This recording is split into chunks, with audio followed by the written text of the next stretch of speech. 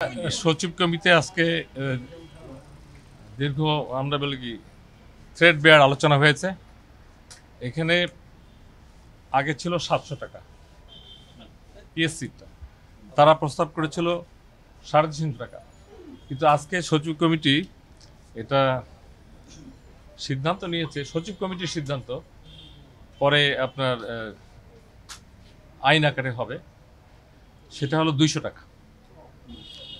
পিএসসিতে application করতে গেলে এই 47 বিসিএসে 200 টাকা। এবং আরেকটা বিষয় ছিল, আমরা হয়তো মনে করেছিলাম যে এটা কম না। যারা আমাদের ট্রিপল প্রতিবন্ধী ছিলেন এদের আলাদা একটা ছিল 100 টাকা, সেটা কমিয়ে 50। এই 50 মানে কি, তারা যে টাকা দিত এর অতিরিক্ত এই টাকাটা দিত, অর্থাৎ তাদের জন্য স্পেশাল অ্যারেঞ্জমেন্ট। আজকে থেকে এই অতিরিক্ত টাকাটাও দেওয়া হবে না, এটা ফ্ল্যাট রেট। এই 47 বিসিএস থেকে যেই বিসিএস এ অ্যাপ্লাই করবে 200 টাকা। আর ফাইন্যান্স মিনিস্ট্রির মাধ্যমে আরেকটা আদেশ জারি হচ্ছে, ব্যাংক, বিমা, ইন্স্যুরেন্স, আধা সরকারি, আমরা যেটাকে বলি এক্সটেনশন অফ দি গভর্নমেন্ট, এরকম যে কোনো প্রতিষ্ঠানে চাকরির আবেদন ফি সর্বোচ্চ 200 টাকা। এখন অনেক ব্যাংক, বিমাতে এরকম বড় বড় হাইফাইতে আছে 1500 টাকা 2000 টাকা পর্যন্ত অ্যাডমিশন ফি নেয়। চাকরি হয় 2 জনের, হয়তো 200 লোক অ্যাপ্লাই করে, আমি হাজারে গেলাম না, ওই সমস্ত জায়গায় কমই করে। সেখানেও সরকারের অথবা আধা সরকার অথবা এক্সটেনশন অফ দ্য গভর্নমেন্ট বলতে যাই বোঝায়, 200 টাকার উপরে কোনো আবেদন ফি নেওয়া হবে না। এই আদেশ এটা ফাইন্যান্স থেকে জারি হবে, আর ওইটা হলো পিএসসি থেকে জারি হবে। কিন্তু আমরা জনপ্রশাসনের মাধ্যমে আজকে সচিব কমিটিতে এটা চূড়ান্ত সিদ্ধান্ত হয়েছে। এটা তো এখন শুধু প্রজ্ঞাপন, এই যে ভালো, আপনারাই তো আমাদের ভালো জানেন, প্রজ্ঞাপন আদেশের অপেক্ষায়। আপনারা কি এমনি বেসরকারি যে প্রতিষ্ঠানগুলো চাকরি নিয়োগ দেয় ওদেরকেও কোনো অনুরোধ বা এরকম? এটা আমরা ওই চিঠিতে, আপনি ভালো একটা প্রশ্ন করেছেন, যেহেতু আমরা সকল আবেদনকারীর কথা বলতেছি, চাকরির প্রত্যাশী, আমরা এক লাইনের ওই ফাইন্যান্সের চিঠিতে অনুরোধ দিয়ে দেব যে বেসরকারি প্রতিষ্ঠানরাও যেটা এই অনুশাসনটা মেনে চলার চেষ্টা করে।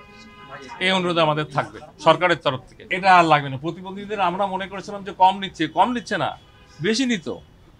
আগে 100 টাকা বেশি নিত, তারপরে কমায় 50 টাকার প্রস্তাব করা হয়েছিল। আজকে সেটা ডিলিট, কোনো টাকা দিতে হবে না, নর্মাল 200। ভাইবার নাম্বার 200 থেকে অনলাইন নাও।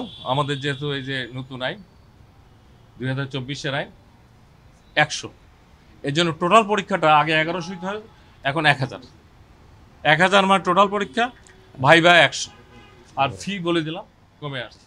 আর সরকারি, আধা সরকারি সমস্ত প্রতিষ্ঠানেই যে কোম্পানি হোক, আমাদের ফাইন্যান্সের চিঠি যাবে, কারণ যার মন্ত্রণালয় সেই মন্ত্রণালয়ের চিঠি করে। কিন্তু সচিব কমিটি মানে সব সচিবরা এখানে থাকেন, এখানকার সিদ্ধান্ত মানে যার মন্ত্রণালয় যে সিদ্ধান্ত শেষে জারি করবে। জনপ্রশাসনের মূল কাজটা হলো এই প্রজ্ঞাপনগুলো জারি করে দেওয়া। Thank you very much. আমার মনে হয় কোনটা না, চাকরির আবেদন ফি আমাদের এগুলো সব করে তো জনপ্রশাসন থেকে এগুলো প্রজ্ঞাপন হয়, পিএসসি করবে।